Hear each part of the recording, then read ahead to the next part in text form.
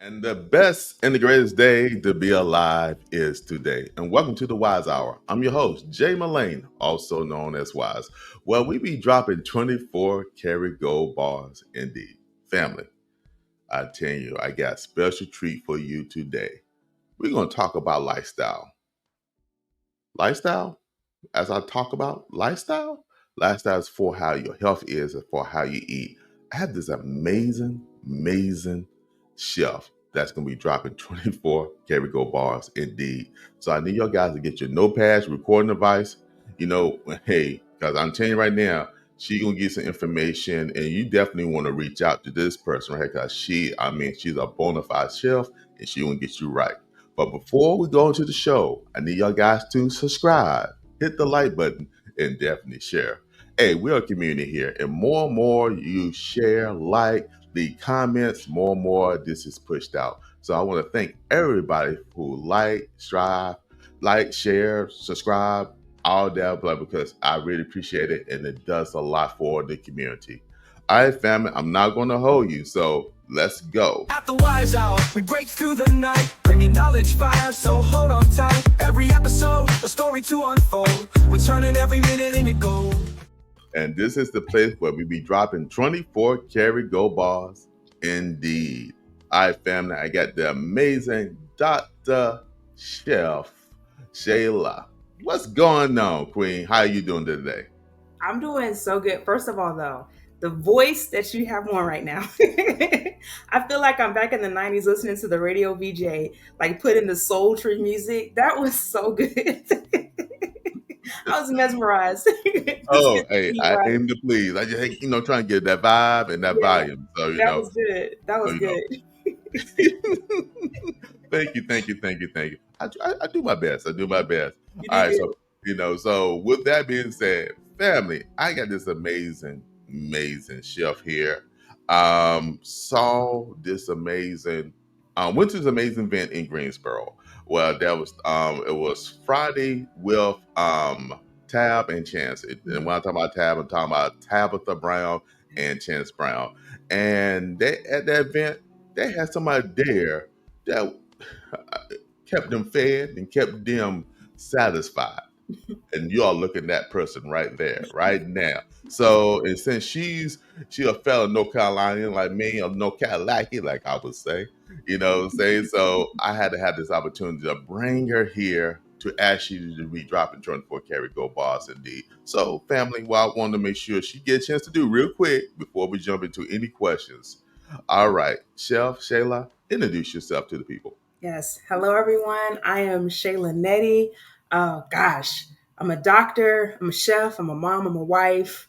I'm in Greensboro, North Carolina, and I've been here for about 10 years now, almost 11 years. Originally from Augusta, Georgia, and I'm excited to be on the show. I'm excited you on the show. So I need you a part of my life and my community as well because as we're gonna be talking about throughout the show, your gift, your talents, and like I said, how you balance everything, all this shows up in the amazing way you present food. And so I'm so excited that we don't we on the Wise Hour I do have a couple of people who are like pit masters or fresh, deal with health and deal with food, but you are the first person came on that actually can talk about living the vegan lifestyle and preparing Mhm. food the vegan way, Mhm. or another method of preparing food. So I think this is a great opportunity for everybody to learn something new, and get satisfied with food as well. Hopefully, people won't get too hungry as they Yeah. watch this program. So let me go ahead and get started. I'm going to jump in the first question, and we're going to roll from there. All So, right. all right. So, who is Dr. Shayla beyond the chef coat? What sparked your transformation from physician Mhm. to the kitchen? Yeah, that's a really good question, Wise. Um, Honestly, it goes back even before I was a chef. Excuse me, even before I was a doctor. So I'm the oldest of six. And the way I would describe myself, I think this is like the oldest child syndrome, where like you're the do-gooder, you do everything the right way, you follow the rules, you follow the program. And early on in life, probably since like elementary school, I was like the straight A kid, like always got good grades. So I thought of myself as like the academic one. And I would hear my mom on the phone sometimes talking to family members like, oh yeah, Shayla, she's always focused in school. So my identity was, okay, I'm going to do good in school. I was the first person in my immediate family to graduate from high school and then graduate from college. And when I graduated from college, I met a lot of friends that I'm still close with to today. All of us went on the pre-med track. And so in my mind, I was like, okay, I'm going to be a doctor. And then 10 years from there, I'm going to have my own clinic and I'm going to come back to the community and serve people that look like me and help them know what health looks like. I had this dream. A lot of that dream though came from a book. My mom brought a book home one day. She was working as a custodian in I forget what kind of facility, probably a nursing facility or something like that. She brought home this book about a cardiothoracic surgeon. I'm not a cardiothoracic surgeon, but I got interested in medicine from a book that I read, a fiction. It wasn't nonfiction. It was a thriller.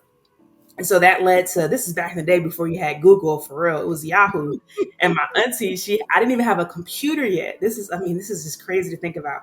I didn't have a computer. My auntie had to use her computer, her job, to research, okay, what are the steps to be a doctor? Like, how long do you have to go to college? What's the step after that? And I remember I had like 10 pages printed out and I would look at it every night, like just dreaming about, okay, this is what I need to do. And it really fit my personality because, again, I was a rule follower. So I was like, okay, after college, I have to think about med school. Then I got to think about residency.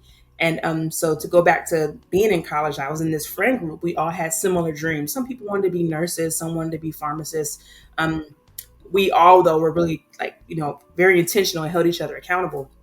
So fast forward, I ended up going to Morehouse School of Medicine, and I met my husband there. So if you can imagine, like, here's this girl, she's the oldest of 6, first to graduate from high school, to fast forward, about to get married. Her husband's also going to be a physician. I felt like my life was a dream. I really felt like my life was a movie, honestly, because so much was happening in a way that I couldn't have imagined. I think a big part of that was my faith in God. I got saved when I was 18. And so a lot of my dreams, I felt like I was submitting to God, but there's always this part in the back of my head where I was like, man, everything is going well, and I would be afraid. This is horrible to say, but I had this fear of like, man, so many good things are happening for me and other people are struggling. That's not fair. There's probably going to be something that happens. I always had this kind of like trepidation. And so fast forward, me and my husband, we graduated from medical school and we matched. So it's like a way for you to figure out where you're going to do your actual professional training. We matched here in Greensboro. Okay. So that was almost 11, 13. Oh, we're in 2025, right? No, yeah, Yes. 11 years ago. And start my training. It was hard, probably the hardest things I've ever done in my life. And 3 years of training, and we're about to finish training. We're in our last year. We got all these dreams, all these plans. I'm like, okay, we're going to move back to Atlanta. I think I'm going to do fellowship in endocrinology, which is like to specialize in diabetes care. And my husband had a plan to do outpatient medicine. We're going to go back and see our family because everyone's in Georgia. And so it was just big dreams. Like, yeah, finally, I'm living the dream. We decided to try to have a baby at that same time, get pregnant. It's amazing. I mean, it's literally a movie. Wow, just check. Right? I was just like, oh my gosh, the blessings, Lord, thank you. I don't remember the day, but I remember it was I think it's called the 20-week ultrasound. I'm not OBGYN, so I can't remember the exact terminology, but it's when they do the ultrasound to, just to check to make sure everything's okay. Did the ultrasound, the tech was like, yeah, everything looks good. We didn't want to know if it was a boy or a girl. Okay. It was our first, we wanted to be surprised. And so I remember maybe like 2 days later, I'm driving down the street on Wendover Avenue in Greensboro. I'm driving on my way to work. And I get a call and then it's Bluetooth. So I see it's from my OBGYN. I'm like, okay, she's probably mad that we don't want to know if it's a boy or a girl, because she knew we were doctors and we had like a friendly banter. So I answered the phone. Again, I'm driving. And I don't remember exactly how it happened. But the part that I remember the most is that, hey, we can only see 2 chambers in the heart. And again, I'm driving and I'm thinking something positive is about to happen. And so, I remember the way that her voice was, it was confusing to me because I'm like, man, I'm a doctor. I know how you're supposed to give hard news. You're supposed to preface it, kind of say, hey, are you in a place where you can hear this? but she was so calm. I thought, well, maybe she's not worried, because with ultrasound, it depends on who's doing the actual imaging. It could Yes. change. So I'm Yes. thinking maybe it's a mistake and they just want to do it again. So I said, oh, well, what are the odds that it's just a mistake? And she said 50-50. There's a 50% chance it's a mistake. There's a 50% chance your baby only has 2 chambers, and you need 4 to be able to live. Yes. And again, she's super calm. And I'm just like, okay, overthinking. I'm like, okay, she's calm. Maybe I shouldn't be very emotional. So I'm like, okay, all right. So she gives me the next steps. We're going to have an appointment with this advanced maternal fetal doctor to do more tests. Hmm. Finally, pull up to the parking lot, Wake Forest in Greensboro.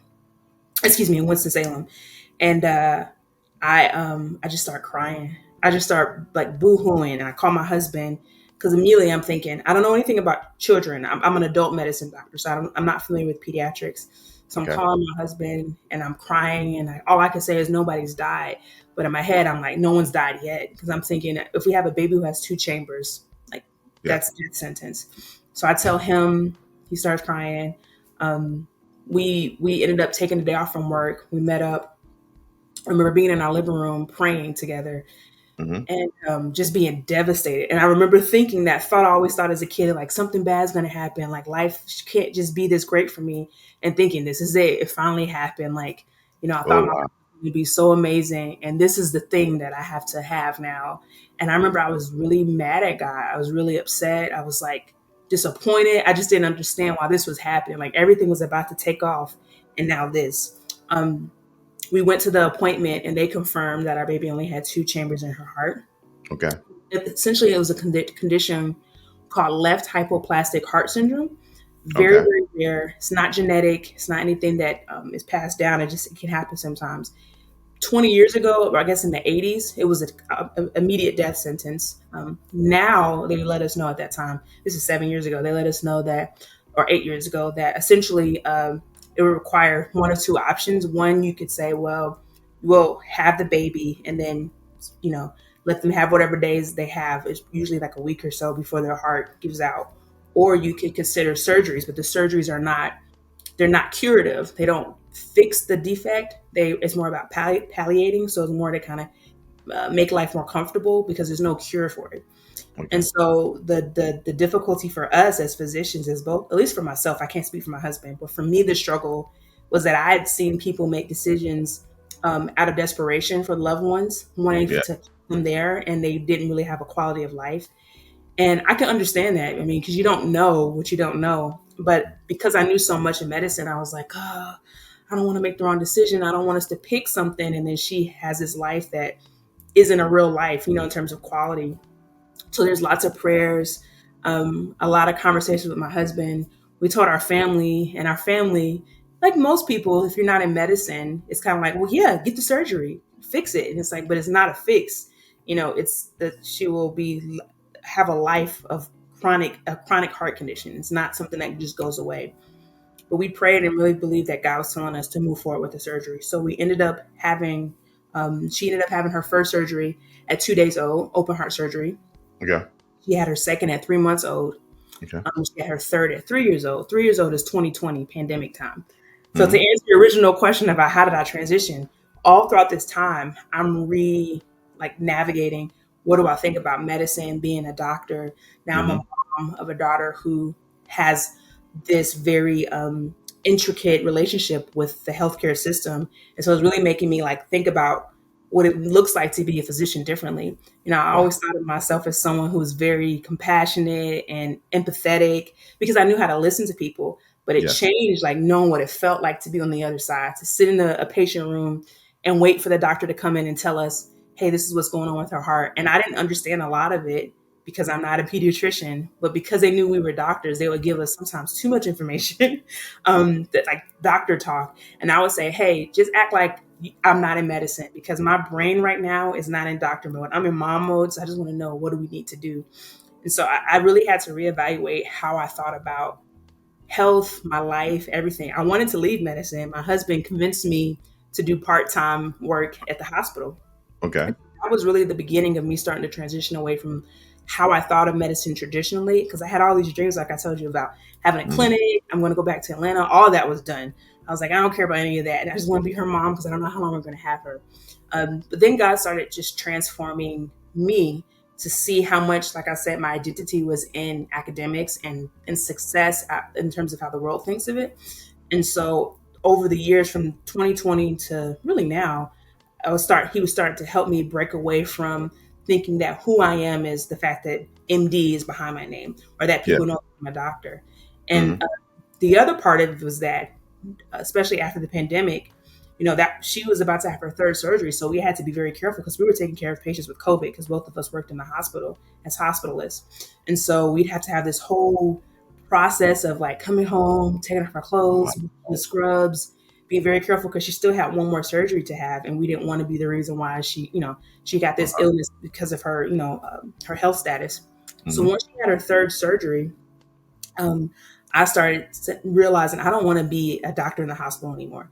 But I don't necessarily want to do doctor work outside either. So what I started to do is like just explore what can that look like having a non-clinical career. So I started doing some consulting work. Actually worked with a design studio in Boston, but virtually because that was the one thing about the pandemic. It changed how we were able to interact. And so Yes. virtually I reached out to them and they were like, "Hey, yeah, we'd love for you to work with us." They were in Boston, Massachusetts. Go Info Studios was the name of them. And the CEO, the owner, I wouldn't even call him a CEO. He was super cool, but he was like the boss man. And Yuhan, and me and him would have lots of conversations. And one day he was like, you always talk about food. Have you ever thought about cooking and like making that a project? And I was like, Mm. You are watching The Wise Hour with J. Melane Wise. You are watching The Wise Hour with J. Melane Wise. You're watching The Wise Hour with J. Melane Wise. You're listening to The Wise Hour with Jay Wise. Have you not subscribed? Have you not told somebody else? Are we not commenting? We're on The Wise Hour. What we doing? I guess I could. He was like, yeah, why don't you try something like that?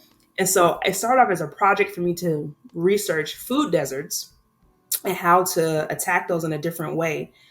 Instead of it being like just telling people, hey, shop better, how could we actually do something that was practical?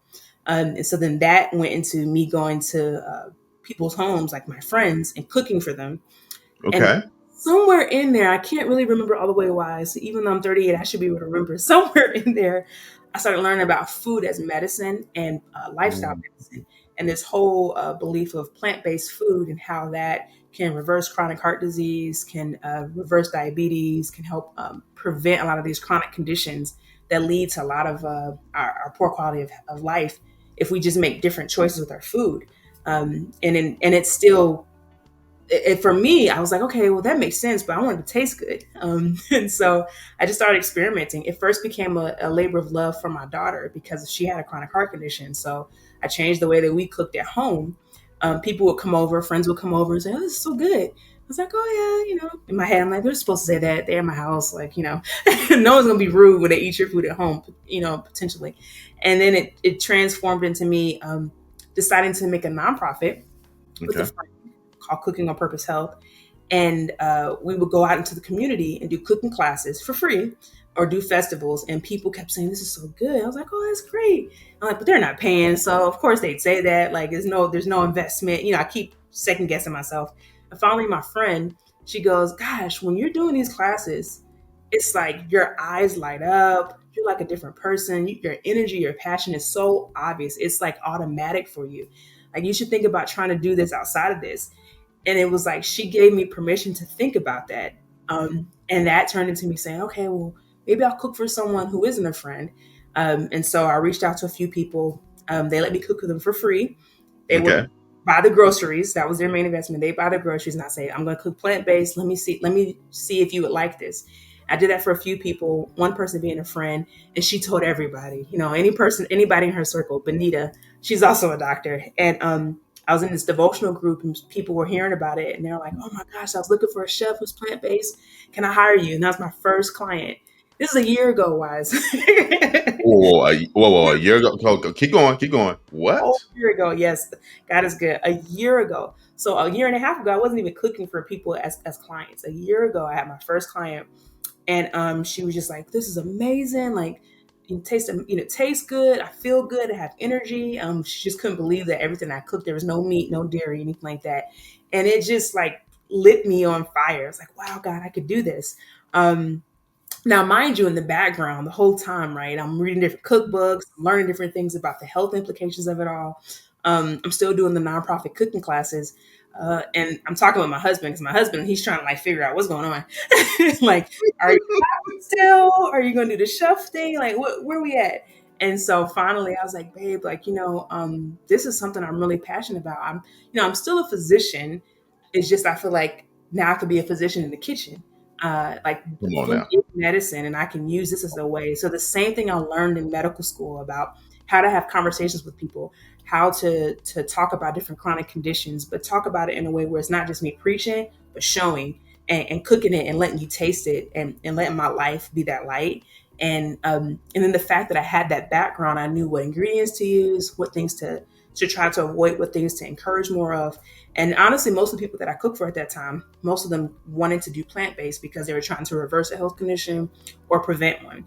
And I mean, it started growing from there. And I looked up and all of a sudden I had more than one client, and people were posting about it and sharing it, but it was still very small. I was just being consistent in the thing that God told me to do. I really believe he was telling me to do it. It was scary though. I'm telling you, it Oh, was I know it was. it was very scary because, like I said, my identity was in being able to, when people say, oh, what do you do? To people say, oh, I'm a doctor. Or sometimes I'd say, oh, I'm in medicine. And they say, oh, what in medicine? It's like, oh, I'm a physician. They're like, oh, man, that goes in this whole direction. Mhm. And so having to break free of the pride that comes attached with, not that there's anything wrong with being proud of it, but like to think that who I am is because I am a physician. That I'm more than that. And so God helped me break that. And that's the only thing that allowed me to move forward in that. And it's funny because I'd have colleagues from the hospital reach out and say, oh my gosh, like what you're doing, I wish I could do that. I wish I could go after the thing that I dreamed about. And I was just shocked. Like I thought people would make fun of me and say, girl, go back to the hospital. What you trying to do? You can't be no chef. Like, what are you doing? Like just all the negative thinking. If anyone listens to that, I would say that was probably the biggest thing I learned from all this is that, you know, it would be more of a regret if I didn't try it and my whole life be like, man, Yes. what if I just gave it a shot versus try it. If it fails, okay, at least I can say I tried. I'm so glad I did it because we wouldn't be having this conversation if I didn't. Yes. And I'm glad you did. And you know what? This is what you just did.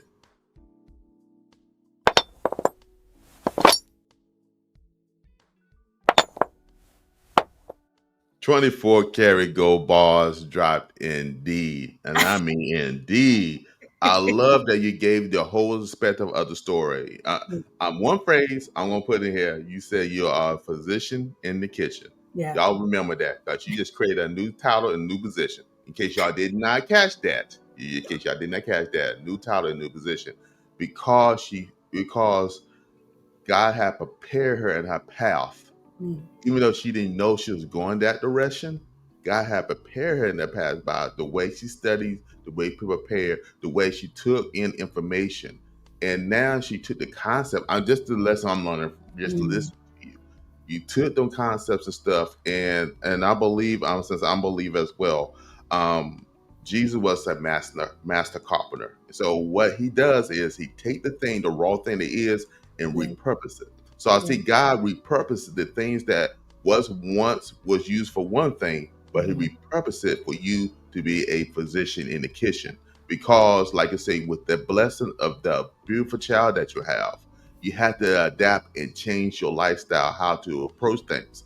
And by you learn how to do that, and not just bless your family, bless your daughter, bless how you look at things, and now it's blessing others. And like you said, it wasn't for that, this opportunity may not be here, but by your faith and walking in it and your obedience to the process, we are here now, and now you're able to not, because guess what, your medical training stuff, none of that stuff went away, but you're applying it different, and I love it. 24 karat gold bars drop in me. Come on now. You started something now. Now I want to ask this because you mentioned something about about posting something. So I'm going to show something in a second, but I want to ask this question real quick. Then I'm going to jump into it. You call yourself the flavor healer. So we're talking about healing and talking about doctor. You gave the beautiful breakdown of what it is. Since you are the favorite healer, what do that title means to you personally? Yeah, I mean, essentially it means I take flavor and use that, not just healing physically but spiritually as well. When I cook, anytime I cook, I'm praying over the food. I'm being very intentional about the ingredients that I'm using, and even the person that I'm cooking for, especially if there's a relationship that's already there. Mm-hmm. Because in my mind, it's not, the focus is not just, oh, I want this to taste so good. I mean, because if the focus is only that, I can use any type of ingredient to make it taste, the maximum flavor. But for me, it's what's the combination of, man, this tastes good and is doing good things for me. One of my favorite phrases to say is good for you and it tastes good too. And so like that's what I live by when it comes to the food part of things, is that, the spices that I use, the ingredients that we use when we're cooking, they're doing amazing things in our bodies to help heal, to help decrease inflammation, to help us feel better, to help us have energy. But it tastes good as it's going down. And I think a lot of times we think healthy Mm-hmm. is either one or the other. Like, if you're gonna be healthy, you got to eat bland greens. You have to have kale. It has to be spinach. It has to taste bland, and you got to push through, because in order for you to be healthy, this is the way to go. And or then the other spectrum is like, oh, in order for me to like the food, it has to be decadent. It has to be super greasy. It has to be, all the fried this and the crunchy that, and all the Well, sweet and sugar. And listen, I got a big sweet tooth, so I get it. Like, I think there's time for that, but every day can't be that. Like that, we wouldn't make it that long. So how do we have a healthy balance, like in a real way, like in a really approachable way? And a lot of people I cook for, they always think that, or I shouldn't say always, they tend to think that health has to look different than what their culture is. And so like, but the reality is that, like, our ingredients are fine. It's the way that we prepare them that sometimes we have to modify, or the degree to how we prepare it, we have to modify. So even you think about like the classic rice and beans are super healthy. I mean, you get your carbs, you get your protein from the beans, you get your fiber as well. But like in our minds, we've been programmed, I think, to think health has to look a certain way. And so when I mm-hmm. say favorite healer, it's like thinking of both those worlds of like, the food's going to do good things for you too, but also it doesn't mean you have to eat this whole new group of foods that you've never heard of. A lot of it is stuff that's already in your pantry. Like, I had someone message me, and she was like, one day I want you to be able to cook for me, but I use a lot of basic ingredients. And I had to respond back and say, almost everything that I cook, it's stuff you can see in a regular grocery store: bananas, plantains, beans, greens, collard greens, kale, sometimes spinach, green beans, sweet potatoes. Those are whole foods. They're regular ingredients. It's what we do with them that can either go well Come or on go now. bad. Like my grandma, I love you, grandma, if you watch this. She makes sweet potatoes, but she adds like a ton of sugar sometimes. And I got to talk with her and say, Grandma, we got to cut back on how much sugar. And I'm trying to put my grandma on the spot, but the whole point is like, I mean, it's called a sweet potato. It's already sweet. So some of it is changing our palate, and kind of resetting it so we can recognize that a lot of these foods already have amazing flavor. And then realizing God knew what he was doing when he gave us his food. It can heal us. Like, man isn't adding in properties that are making it heal us. It's already there because of what God did. So how do we take advantage of that? Come on now. That's trying to quote Gary Go bars dropped indeed. And like you said, it's already there. It's the shift of the mindset. Like you said, sweet potato is already sweet. And what we do is, oh, I think I need to add some extra sugar to sweetness. And really, you got to understand, you said the word whole food, how to really eat whole food and process and let it process naturally. And that'd be better for health. We don't understand. I had a guest on here, and she mentioned the challenge that she had with cancer. And she said what she actually took the root cause is she was eating too much processed sugar, eating too Mm, much processed sugar in her food. So when she eliminated that processed sugar in her food, her health got better. The mm, cancer went away. She didn't have to go back. She wasn't getting tumors this and tumors that, miraculous. because in everything she was adding sugar to it.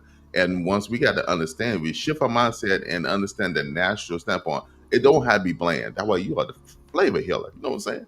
It doesn't have to be bland, but we got to learn how to incorporate and make food work together so that it Right. tastes a certain way. When it goes down, you feeling good, then guess what? Your body appreciates it. It will show that you're Leaders feeling don't good. wait for change, they create it. Champions don't walk alone, they stand together in faith in this great collaboration.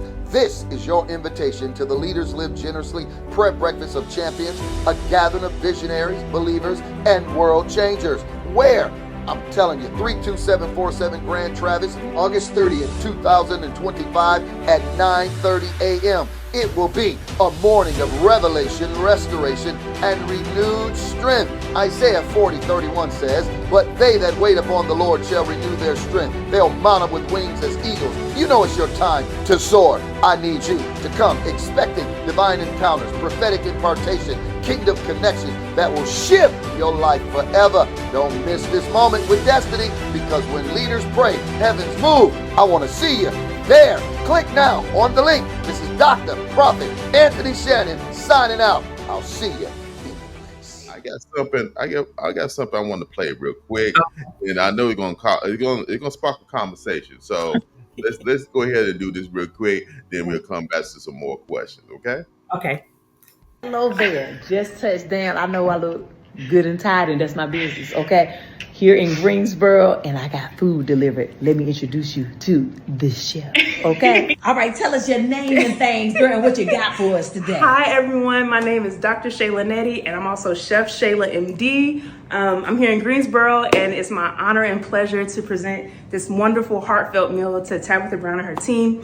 So if you want to look at what we got, first off, we got a nice menu here. Come on, menu. This presentation is key. It is. Come on. And so we're going to start off with our grilled peach and Open orzo one of them up so salad. the people got to see it. Open it up. Yeah. This is a orzo pasta, gluten-free. It's at the base. And then we have that tossed in a homemade maple Dijon vinaigrette. Oh, yeah. Heirloom tomatoes, lots of colors. Grilled peaches on top, and ginger candy pecans for a nice little crunch and sweetness. Baby, we're going to eat good. This is a butternut squash rigatoni. A little bit of tomato, a little bit of jerk. We got jerk grilled oyster mushrooms. And actually, these are from High Point, North Carolina. From a mushroom farmer. Shut up! I'm trying to tell you, make sure we're getting nothing but the Sprinkles Mushroom Farmer. Come He's on, the man. Sprinkles Mushroom. I told him I'd shout him out. So bell peppers, got our nice micro sprouts. Of course, we got our gluten-free fried mushrooms. These are actually a mix of blue oyster mushrooms and, oh man, I can't remember the other name, but they're very meaty. So not just one type of oyster mushroom. They look amazing. Okay, and then your bell peppers, of course, on top. Very and good. then my favorite part, because it's because of my great grandmother, it's the reason why I made this cheesecake. Hopefully I don't choke up. Okay. But she passed away in September, so this is to honor her, my great grandmother, Gamama. Yes. And so this is my, I can't open it because I cracked the seal. That's okay. But it's a cashew base, all plant based cheesecake, no bake cheesecake. The base is a ginger, cinnamon, kind of crunchy, gluten-free base crust, all homemade. And then on the top, we got ginger candy pecans with a nice chocolate drizzle for presentation. Baby, the way we finna tear it up. Okay. I'm telling you, it's an honor and a pleasure. And to anyone watching, the reason I'm here is because she told me, not directly, a year ago in the audience in Winston-Salem, if I can do it, you could do it too. And I believed her, trusted God, and like, it's surreal to be here. So, and here you are. Yeah. I'm so grateful for you. I hope you're amazing. I'm telling you right now. Let me do this. I gotta do this. I gotta play this. Yeah, Lego. That's Lego. Definitely fire right there. Come on now, the amazing Tabitha Brown, and you can tell right there her mouth was watering. And she said she got off that plane, she saw that food, she was like, I'm gonna tear her up. She already warned. She said, I'm gonna tear this thing up. She did. How was it? So my question to you, you being amazing, since you have cooked for amazing people like Tabitha Brown, how did that opportunity came about, and what did you learn? I guess. Well, okay. Now I'm changing the second part of the question. What did it teach you about divine alignment? Yeah. Oh man, it's so many emotions right now. It's so surreal to watch that video back. What it teaches me about divine alignment, honestly, it's something that she says a lot, and you even said in the earlier in the interview, faith and obedience. Because if you think about, so this happened May 23rd. So this same time last year, I was just beginning to think about, will I cook? Will I not? Do I want to do this? Am I tripping? Am I overthinking this?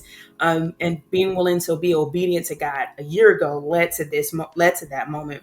But even how it happened was still obedience. Like, looking back, it makes sense. I can say, oh yeah, I did this and that led to that. But in the moment, I didn't know any of this was going to happen. Honestly, December of last year, I was about to stop cooking because I was like, man, I was trying too hard to do it. I was trying to do it too much in my own strength and trying to make it work. And I was burning myself out. And so when I took the break after Christmas, God just had to remind me, hey, remember the why. Like, remember, this is not about you. I'm using you as a vessel to show people how to do this, but it's not about getting the accolades. And as soon as I stopped thinking about people coming to me and me serving people, things changed. I had a friend, the same friend who encouraged me to start Benita, my friend here in Greensboro. She had a dinner party. And so the same food that you see Tabitha talking about, I had already prepared that back in January of this year. And I did it for my first dinner party. And the people I was cooking for, most of them were not plant-based eaters, but they were curious about plant-based eating.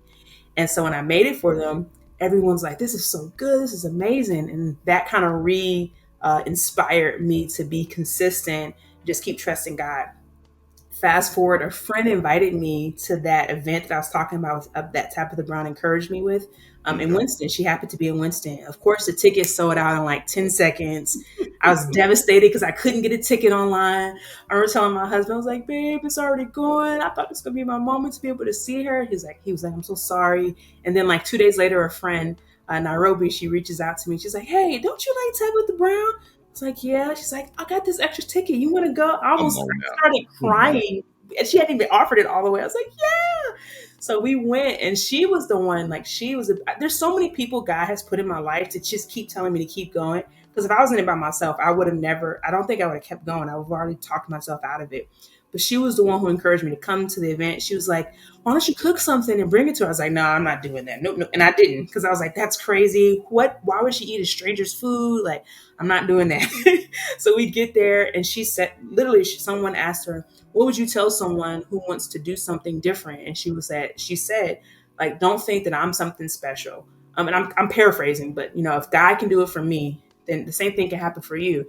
And it was like a spark. I was like, okay, I'm going to do this. Like, I'm not going to give up on this.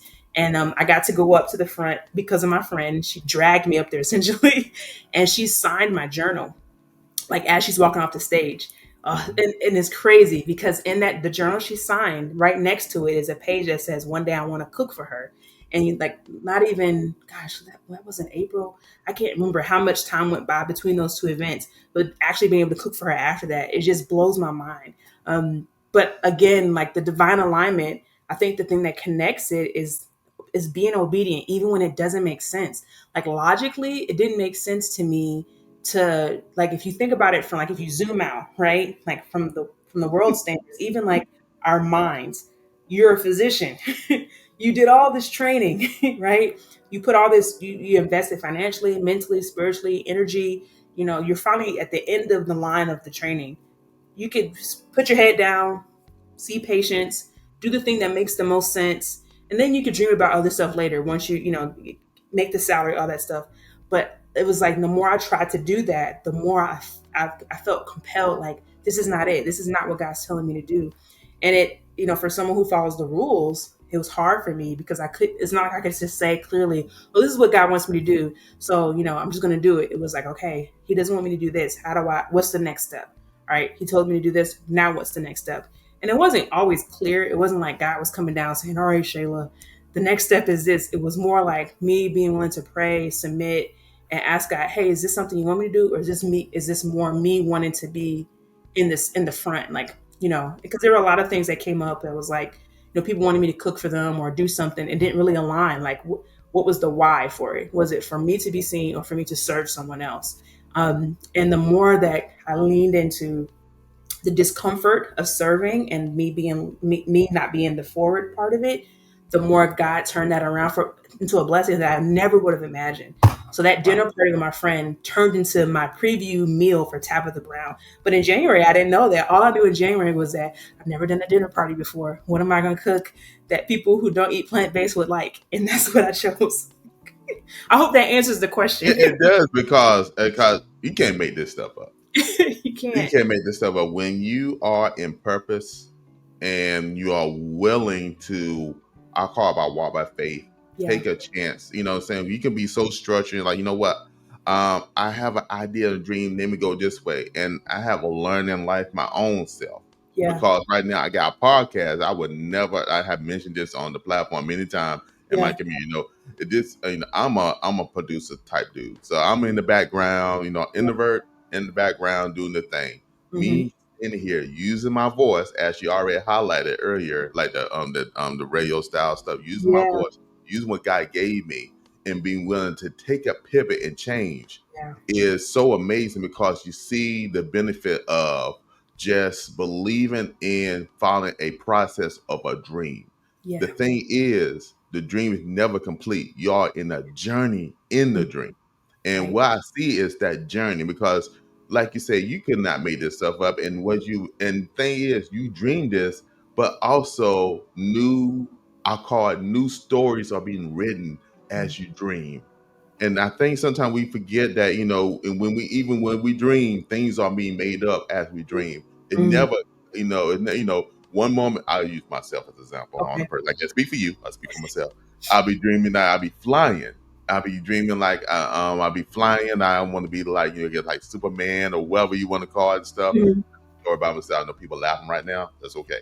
But but the thing is, but it allow you to see, because guess what? You can fly. You can take Mhm. trips, go to certain places. You can do certain things, Right. and you gotta be willing to take the journey. If you see yourself in the standpoint of blessing people through servitude, then how do you serve? Right. You are the physician in the kitchen. Mhm. So you know what I'm saying? So you are serving so many people, Yeah. even though you almost gave up on this idea. But by you being faithful enough, and like you said, God had put people in your path. The ticket, man, the ticket didn't come. I didn't get the ticket, man. It was gone. But a friend called you up. You had an amazing time. You had an amazing time in the book. I'm going to cook for her. Then guess what? We just played the Cliff family. That amazing Tabitha Brown herself, who actually, if you follow her journey, she'd talk about her journey in her dreams and the journey that she took to get to the point. Because she tell you she's an actor, and what she is. But her thing came from her being from just turning on the camera and being real, and she had to change her life. Yeah. She had to change it due to the vegan lifestyle to her to have life. And which Mm-hmm. in turn now she's a multi-millionaire in many production stuff, because she followed a dream that she had initially, but she didn't limit herself. Just like you did not limit yourself. And Yeah. I'm just happy for me to be a part of the journey that you have there. Now, since you showed some stuff, I'm gonna ask this question real quick. How do this Caribbean and South African tradition Mm. shape your approach to flavor Yeah. and nutrition? That's such a good question. And for a long time, especially the Caribbean part, I didn't understand, why do I lean towards this so much? Because no one from my family is from there. And I had to really think about I was talking about it with my dad. So my mom's gonna hate me saying this, but my dad is the best cook that I know in my family. He lives in Brooklyn, New York. And I think it's something about being in New York. You are around so many different cultures, and there's so many different like cuisines that you get to be a part of, and ingredients that you get to see. So I remember as a kid, in my mind, New York equaled good food because anytime we went to stay with my dad, he would have plantains. He would have like curry this, curry that, like all different types of foods that I'd never even thought of, because I'm from Georgia, so I'm used to Southern cooking, right? Mhm, And I was like, this is mhm. not what my grandma making. He was like, just try it, and we would try it. And sometimes we go out to a restaurant, but a lot of times he was cooking it in his apartment, in the brownstone, and it was amazing. And so I just remember I'd be in the kitchen watching him cook, and I was like, how do you know what to do? Like, how do you know when you should do this? Because again, I have a very like pragmatic, structured kind of mindset. So I'm like, but how do you know when it's done and how much time and how many? And he's like, oh, you just kind of go with it. Mind you, he'd been doing this since he was a kid, so he had years of experience. And so fast forward, when I married my husband, my husband's his family is originally from Ghana. And so, Ah, yeah, listen, there's so many ways that this story can inspire people. I just want to say, so what? I've been cooking now for 7 years. Me and my husband have been married 11 years. For the first 5 years of our marriage, you didn't want me cooking for you. I'm trying to tell you, if I cooked something, it was not safe. I remember my best dish, I put that in quotations, was a curry dish that I made. My husband bought an Instant Pot, and I tried to make this dish, and I served it to him. It took me hours to make, and it's not supposed to. It's called an Instant Pot for a reason, but it took me too long. And I remember serving it to him, and he destroyed the plate. I mean, there was nothing left. So I called my dad. I'm like, Dad, I think I figured it out. I know how to cook like you now. Ralph ate everything. And I'm saying this, and my husband can hear me, and I'm like, yeah, he loved it. He ate everything on the plate. And I just see my husband shaking his head, like, no. I was like, what do you mean, man? What's wrong? He was like, yeah, the potatoes weren't cooked all the way. I was like, why did you eat it? He's like, if you put it in front of me, I don't believe in throwing stuff away. And I remember just thinking, man, I got a long way to go. But my husband, he could go in the pantry, it didn't matter what was in there. He'd figure out something, and it'd be done in like 20 minutes. Me, I could have a whole recipe and still burn up everything. I mean, this is a while ago, not now. I bring that up because when we were getting married, his mom can cook, and she was using ingredients again that I never heard. Like, I didn't know ginger was something you can get fresh. Like, I just knew ginger powder. I didn't know garlic was something you can get fresh. I just knew garlic powder. Mm. I didn't know about turmeric. Like, she had all these whole food ingredients, and she was using it to cook and add spices. And I'm watching her. And I remember, this is before smartphones were really smart. I had my husband had this professional camera, and I set it up to a tripod, and I was recording it to capture all of what she was doing. Because in my mind, I was like, he's used to her good cooking. I got to record something so that when we get married, I could do something. And I remember Come on now. I was like, okay, how much rice is that? She's like, you just, I was like, I don't know what that means. She's like, you just want enough where it covers. Like, can you give me an exact measurement? I'm thinking of it like a science experiment. So all that to say, like the West African part comes from her, the Ghanaian inspiration, because even till now, whenever we go back to Atlanta, I love eating her food. The jollof rice, the peanut stew, like just the way that she incorporates flavors with natural spices. And then I get the inspiration from my father, with just him being able to use different Caribbean flares, but not just Caribbean, even Hispanic culture, all different types of cuisine. His wife is actually from the Dominican Republic, so even some of that, but incorporating both those worlds plus my southern roots and making something that's me. But those influences are always there, so they definitely get a lot of credit. My mother-in-law jokes with me all the time. She was like, "I knew you had it in you." I was like, "Did you? How did you know?" Because back then I was a mess. Oh, that's too funny. I'm loving it. All right, family. So we on the Wise Hour, we got a little thing going on. We talk about practice. I'm glad you put a lot of practice in. So let me talk about my practice. But we talking about practice, man. What are we talking about? Practice? We talking about practice, man. We talking about practice. We talking about practice. And we talk about practice. Talking about practice. I'm glad you that you didn't give up and you practice, like you said. Wow, it's amazing. I'm just sitting here listening to this amazing story and this amazing journey. And the thing is, you didn't came out able to cook. Some people like they just came out. They were born. They were ready. They put Right. them in the kitchen. They're ready to cook. Yeah. You have to actually believe and work the process. You were so serious that I want to make sure that my husband was happy. I'm going to record. Mom cooking, so I can have an idea of how to make my husband satisfied when it comes to the kitchen. Yeah. And now you got to the point where like I said, just with practice and just believe it and knowing that you have to have a purpose, that now you are able to cook the way you are a chef. You on your shirt. You are serious like that. You are. It's so amazing. Like I saw, like you said, the non-baked cheesecake. How beautiful that presentation was, and I tell you, I was hungry. I was trying to get away. I said I'm gonna have to find out how you did it. Well, I'm gonna go ahead and hire you and get you. Get that one thing gonna be on that menu. That right there. But, we not no here or there, but that's something we'll talk offline.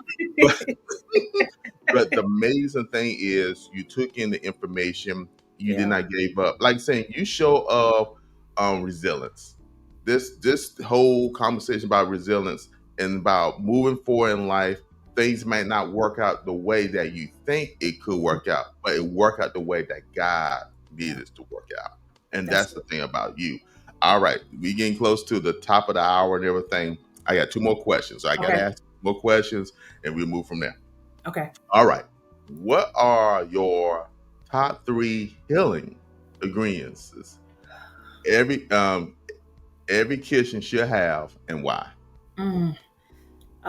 That's such a good question. So if you went downstairs into my kitchen right now, the three Hmm. things, there's two things that are always in my kitchen, like no matter what. I cannot cook anything without them: onion and garlic. Now, Okay. right at the top of your head, you're like, I mean, it's onion and garlic. How is that healing? So the garlic, a lot of people know about garlic. It helps fight inflammation. It has a ton of health benefits because of where it's coming from. But the onion part of it too. Onion is in the same allium family, and that also has kind of get nerdy here, some prebiotic fiber, which helps with gut health. But I like it because you're getting the plant health, the plant based part. Those are plants; they're a part of the plant. But you're getting the flavor part. It's the flavor base to almost everything that I cook. Onion Okay. and garlic. Sometimes I cook for clients that don't like onions, and so I have to switch it up a little bit. But for the most part, that's my base. So it's always in my kitchen. Yellow onion, red onion, shallots, and I always have fresh garlic. I used to do the minced garlic, like in the jar. Nothing wrong with that, but I like it fresh if I can have it.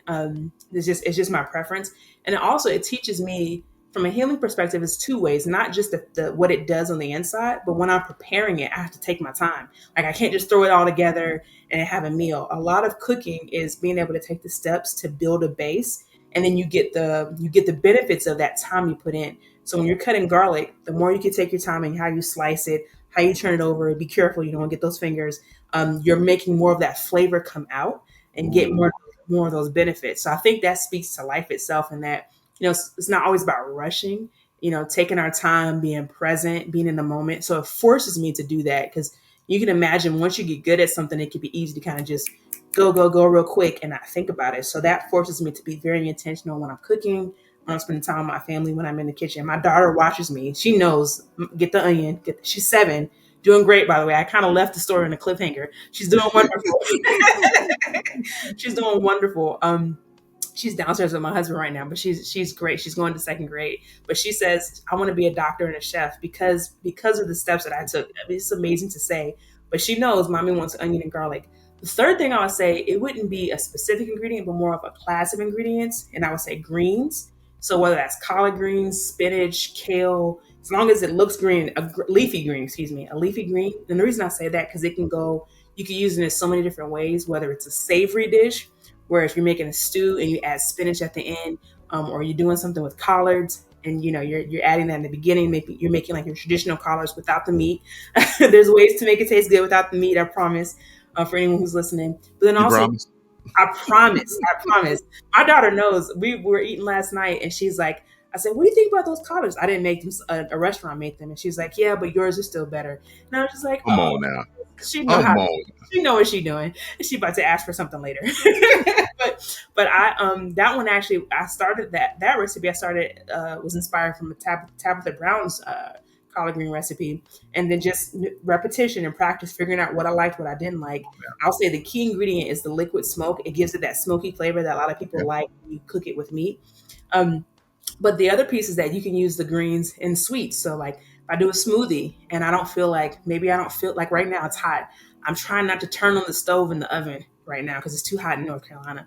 So if I'm making That's this, it. I'm throwing my greens in there. And it doesn't have to just be spinach. I'll throw collard greens in there. Yes, not the stem. What? It's too rough. Yeah, it'll blend up fine. You could do kale if you want to. You could do frozen spinach. It doesn't have to be fresh spinach.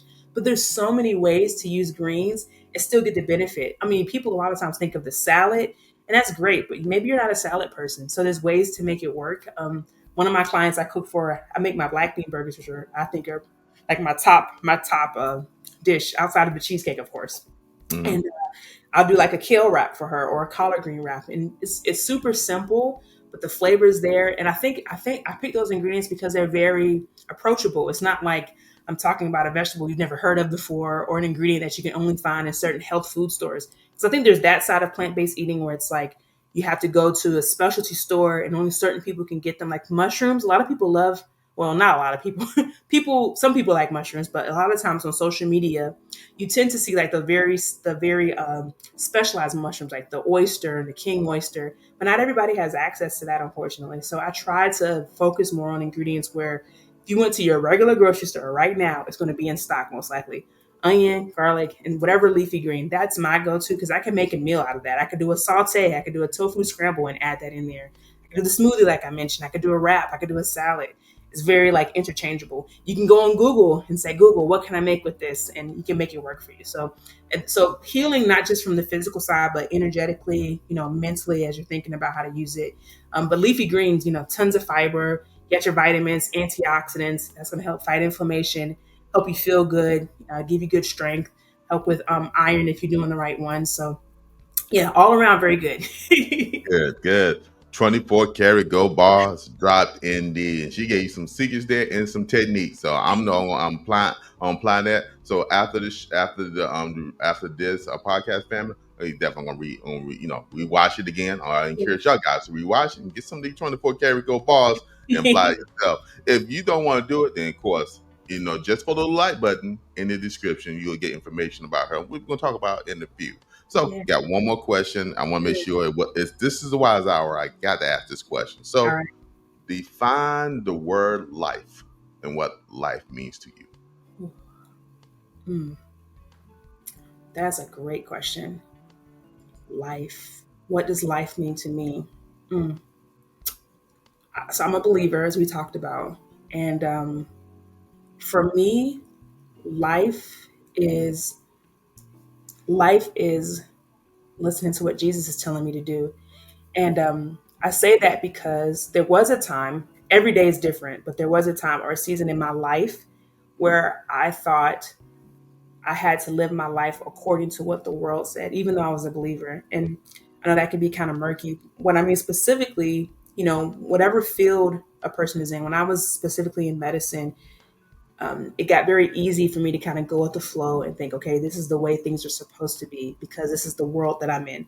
And medicine is very hierarchical. There's a hierarchy, and so as you go up the ladder, and I think that's true of the corporate world too. As you go up the ladder, there's certain rules that follow. If you want to be able to make certain choices, you need to be at a certain status. And once you're at a certain status, there's a certain amount of respect. If you're not at that status, then you're treated a certain way. Unfortunately, there's a lot of that in most fields, but medicine definitely. And I started to subscribe to that belief even outside of medicine and thinking that, even to be a chef, I used to tell myself, well, I need to have a certain certification. I have to go to school for this and trying to put all these limits like we talked about on myself. But God had to remind me He's the creator. He started all this. He gave me the dream, the vision. He put me in this place for a reason.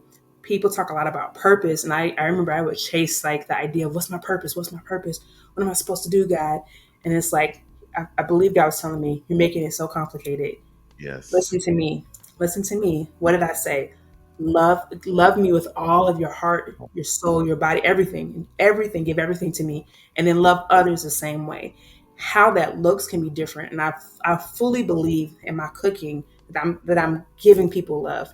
Like that's why the praying is so important. That's why it's better for me if I have a relationship with the person because I'm really intentionally thinking about them as I put. And I believe that energy goes into the food It when I does. speak to them. The presentation is important to me because I want them to know I care so much about you that I put every bit of detail into this so you could want to eat this. And so life to me is doing those two things, which circles around love, God's love, that agape love. And so, I would say that's what life is. I mean, the love for my daughter helped me make this transition. Love for God to be able to listen even in the hardest time. Love for my husband, his love for me and being patient and trying to Come on. understand this new world. Come The on. love my father had for me, that my mom, that my friends had for me on this journey that was unraveling. And so, to me, that's what life is. That's what life is. Come on. That's 24 karat gold bars drop indeed. And family, I mean indeed. Come on now, Chef. Thank you. That was amazing, amazing response to that. And we see the journey. I love how you wrap everything up in a nice bowl, you know what I'm saying? And you just gave it to us. The whole thing is enjoying the experience of life and realize that God has blessed us with Yeah. so many opportunities. Even if situations can be challenging, I use the word challenging. Mhm. That if you keep your faith and you keep on walking, that you'll see God purpose in that journey.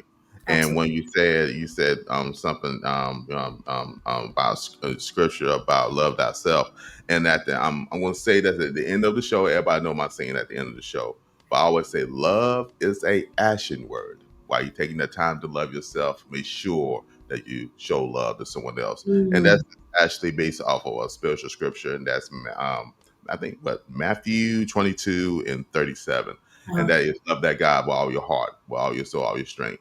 And Okay. this is like the first one, love others as you love yourself. So how Definitely. you love others is first how you understand how you love yourself. I Mhm. was in the process in my life, I was so busy trying to please and make others happy, I never considered myself. And Mhm. that's something that came and people know who read my book Where and understand some of the things I've been through. But I had to learn to love myself. Yeah. When I learned how to love myself and approach and love myself based how God sees me and how God loves me, I'm able to love others and serve others into the mass role that God has in me because I took the time to love myself. And I Exactly. see that you had done the same thing. And I love the journey. And like I said, I won't be in contact because I am in need of your services from now and beyond one way or another. So I'll definitely be in contact with you. So I thank you for coming on to the Wise Hour. So with that being said, all right, tell people how they can get in contact with you. Perfect. So my website is chefshaylamd.com. And so if you go there, there's a contact form. You can tell me what you need, whether it's dinner party, meal prep, an event, whichever. You reach out that way. Also, I'm Chef Shayla MD on Instagram, Facebook, YouTube, and TikTok. So you could DM me there. And then once we start conversating, I'll send you a link that'll take you to the website as well. But yeah, that's how you get in touch with me. Awesome. I tell you right now, you definitely want to click. You definitely want to go to the website, go to the social media because I tell you right now, if you follow her, I'm mostly on. Oh, people know I'm on YouTube, but I'm definitely on. I go on IG, Instagram, Yeah. and seeing and how you sit there and you be showing some of the amazing food. You did one on the carrot hot dog and the action and emotion you had. I mean, you show so much energy and so much stuff. Be like, you know what? I want to try that doggone my doggone self. So you know what I'm saying? So you definitely want to go to the platform because she be dropping 24 karat gold bars indeed. I All right. Now appreciate you're that. not a stranger. So I want you, I definitely will be in contact with you and bring you back onto the Absolutely. Wise Hour or Do it. definitely for some more information. So with that Absolutely. being said, thank you for being on the program. You have been a true blessing to us. Oh, thank you so much for having me. This was such a treat, and I thank you for being patient and letting me share my story. It means a lot to me. So thank you. You're quite welcome. Thank you. Family, was that 24 karat gold bars dropped indeed? Definitely go to just below the like button. Go below there. Just make sure you hit that like button. In the descriptions, go there for the information for Dr. Chef Shayla. And definitely check her out if you're looking for a personal chef or a person that can help you with events that can actually add what's a flavor to this vegan food. You saw how Tabitha Brown was. I'm telling you right now, she tore that food up. So you know, if you want to have that experience, definitely want to check out. All right, family, I have a merch line. So go to this link and you'll be able to get some t-shirts there. I'm in the process, family, of updating that as well and having some more opportunities to have some shirts for y'all guys. This is the best way to actually support the channel as well. So I appreciate everybody who buys a shirt, buy a t-shirt, and like some more to come. All right, family. Love is a action word. While you're taking the time to love yourself, make sure you show love to someone else. And we see you on the next Wise Hour. So, family, take care and peace.